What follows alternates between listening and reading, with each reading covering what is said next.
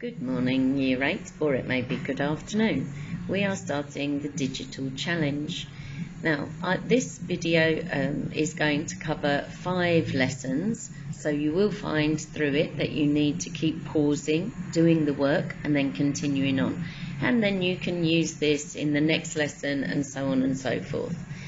Alright, so if you look at the first PowerPoint, you will see we just have a little question about the positives and negatives of social media. And obviously this is extremely important for us at this precise point in time. On the second slide, we go on to whole unit questions. You will need to pause this, write those questions down into your books. Hopefully at the end of this unit you will be able to go back and answer those questions from an informed standpoint. Then we have our learning outcomes, just so you know exactly what we are looking at, and you can check back and see that we've covered everything by the end of the unit. Then we go on to the tasks. So the first question is, how often do you use social media? So you can answer that into your books for me, please, after putting a title of digital resources and sites. Then you are going to go on to complete the tasks from pages 9 and 10. And I want you to have a little think about, did you know all of those social media platforms? There's a few on there that when I looked at them I was like, what is that? So you might have had to actually research and find out what they were. And then go on to read the little article there. I will post all of this on here as well so that you can see it, and I'll post it onto Google Classroom so you've got everything in case you can't see things very well. So just although it says on task 2 to work in pairs, you could discuss those with your parents. You could go on Google Meet, you could do a little WhatsApp message with somebody else in the class. If not, and you're not sure about words, just find out the meaning of them. Then go on to task 3 on page 11. All right, there are 2 questions at the bottom. You don't really need to answer the first question, but you definitely should answer part B. And then I've put some extra questions on. Do you listen to podcasts? If not, explore what is available and try one. If you do, branch out and try a new podcast. I always love it when people recommend a podcast to me. I listen to lots. I go to sleep listening to podcasts. I wake up and listen to podcasts. And you find out so much interesting information from them. So use them. They also make me laugh out loud, a lot of them as well. All right, then on to tasks 4 and 5 on pages 12, 13 and 14. So, yep, there you go. There is a little chart for you to copy out and fill in. Some questions to answer, more questions to answer, and then just for you to think about, I've put the questions. Do you question what you read and see on social media? All right. Do you ever actually check that what is said is true? I'm reading a book at the moment called The Rumour, and it is very interesting the way one person's casual comment ends up being, just growing and growing out of all control. So when you're looking at social media, do you actually check? And could you be a little more critical? All right, there is an extension task, which is task 6 on page 14. This is about designing your own website. Now, obviously, that is not necessarily an easy thing to do, but in these days where we maybe have a little more time on our hands, but we maybe don't want to spend too much time on digital platforms, this is something you could do. As you hopefully will know, I have a moral education website which I built using Wix. I couldn't believe how easy it was, it would be really good maybe if you wanted to build a website that you could use as well.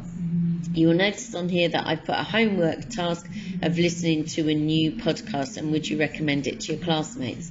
Now again, I know we've been told that homework is optional, but listening to a new podcast would be a great thing. If you do, it would be really lovely if you could tell all of us about it as well. All right, then we are on to lesson 2. Okay, so lesson 2 is privacy and electronic safety. So put that as your title and then complete the task on page 15. This is where you're thinking about your most popular social media sites. We can then have a look through. We can either do a quick look on Google Classrooms where we all vote, or we could do a quick Google Meet so that we can see which is the favourite amongst our group. So then you need to move on to the tasks on pages 16, 17, 18 and 19. Okay, I think they are all fairly easy to follow. There's some reading to do and some questions to answer, lots of reading, in fact, not too much, but all things that should be making you think about, are you keeping yourself safe on the internet? Once you finished task 5, you really need to consider that. And maybe you're keeping yourself safe, but do you know people who aren't? Maybe your parents aren't keeping themselves safe on the internet, so it would really be worth your while just having a little chat with them, see whether they actually fulfill all the criteria on the checklist on task 5. Then you can go on to task 6 on page 20. This is drawing up a contract. Okay, and there are 3 things that you need to think about that will make you safe and protect you when you're using social media. So I want you to take a picture of this and post it to me, but I also want you to discuss it with your parents. Okay,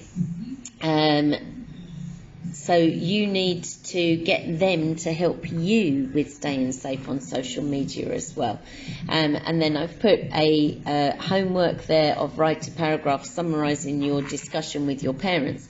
Now that could be that you make a voice note of the discussion with your parents, or you could write something down. Again, these are optional, but I'd be really interested to know what your parents think. Maybe they could make a little video and we could post it on the school Instagram, or you can send it to me and I can put it onto my Moral Education in the Middle East Instagram. Whatever you feel would be a good way. It would be really nice to share their ideas about social media on the school's social media platforms. All right, then we are on to lesson 3. Here I think all of the tasks are fairly easy for you to do, but they are very personal issues and you may have more or less experience, so it's going to take you a little bit longer than other people may be to work through them. You really do need to work at your own pace here to make sure that you have thought everything through really carefully, because this is about abuse that may happen. All right, so I would really like you to just work through this quietly on your own. Make sure that you are understanding everything that is on here. All right, that goes up to page 26, so there are 6 tasks to just work through. I put an extension task on here on producing a poster on how to avoid abuse on the internet. That's for those of you who feel that you are pretty confident about this already, and so you've whizzed through the tasks and you maybe need something to keep yourself occupied, but also I think something really useful that we can share with other people. You might want to think about that as being something to do for your Moral Education in Action project, which is our next unit. So we can maybe save that task and use it then so that it helps you. All right, then we are on to lesson 4. This is smart selection of information. So I've asked a question on the PowerPoint. Have you ever used a filter when taking or editing a picture? And is a filter really necessary? Now, I've seen a picture of myself with a filter and I thought, wow, I look great in that picture, along with the other people that I was with, not just me. But I didn't really feel like it was me. Okay, so I'm very anti putting filters on things. I know lots of people do it, right? I like to see the real person. Even when I got married, I remember that my mum and my sister had a lady come who did makeup for them, and she was like, I would love to put makeup on you. I was like, no, because I won't look like me in my wedding pictures. Oh, now I might be quite pleased about that. But at the time, it was important to me, and it still would be important to me, that I looked like me, not like somebody else. And I think that's really important. Anyway, let's go on to the tasks in the book. There is my question to you once you've worked through those of, can you convey a message accurately with the help of a filter or emojis? You know, it kind of drives me mad when people send me a message and it's actually just an emoji. It's like, talk to me, use words. We've got a wide vocabulary. Let's actually try using them. All right, so there are various tasks for you to do. You just need to read through, work out what you think. There's a little table on meanings for you to have a look at. There's a little bit of advice for you to give to Ahmed from the story that's there. There's a few bits to read and a few little questions to ask. And then there is the challenge task from task 6 on page 32. And it says, take one selfie but convey 3 different messages with it. Can people guess your messages, right? Now, I think this would be really nice if we can post this onto Google Classroom. You'll have to post it into the stream so that everybody can see your selfies, and we can all try and guess what the message is that you're putting on there. Now, again, I've put a homework in there about discussing with your parents the sites they agree with you using for homework. Yeah, are they happy about you using Facebook or Snapchat? I used to often go into my daughter and say, stop being on social media and actually do your homework. But what she was doing was talking with her friends, and they were talking through the homework. I'm sure they also distracted each other a little bit, but it was a way of her working through and doing things. So do your parents fully understand that you can use social media in a positive way? So are there any particular sites that they don't approve of but you think are useful, and how will you change their minds? Right, what I'd like you to do then is write a tweet that summarises your discussions. Okay, again, this is optional, but I think it's really important that you are talking to your parents about digital awareness, particularly at this point in time when we're using so many different digital platforms. Right, on to lesson 5. This is manipulation of individuals and behaviour. All right, so you just need to work through and look at the tasks. Now, they do talk about with a partner. Again, that's going to be quite difficult. However, of course, if you want to go on to WhatsApp and talk to each other, or Snapchat or Instagram, however you want to communicate with each other, that's fine. Or maybe we can do Google Meet. You can do a Google Meet between 2 of you. Then it goes on to talking about a debate. All right, and I can give you some sports that we can use, and you can do these on. So if you are doing this with a partner, and it would be lovely if you can, then message me on the stream and I will send you a sport for you to be debating over. All right, if you feel that's difficult for you to do, there's no problem at all. Just move on to task 3 on page 35, where you can just read and answer the questions. It does ask you to create an image or write a small article. So you can put that into your books. If you want to actually create it and post it on a social media platform, you can do that as well. Take a picture, snapshot of it so that we can see what's going on. Then there is task 4, where there are some questions and a little table to fill out. On to task 5, where there's a little bit of reading and some more questions for you to think about. How do you feel when people react, or when a stranger reacts to things that you have posted?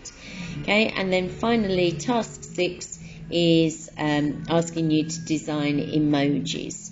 that you could post on social media about how you feel. I've then put the question on here, should we just talk to each other? Which I think is a very important question to ask. Because then if you're not sure what somebody is thinking or saying, you can just ask them directly rather than depending on your interpretation of their emoji. Here's the homework. Again, really not going to be optional in this case. It is revised for an assessment next lesson. Okay, so don't panic about it. You've got all the information here that you can go back through and have a look at, and we will have a points test in the next lesson.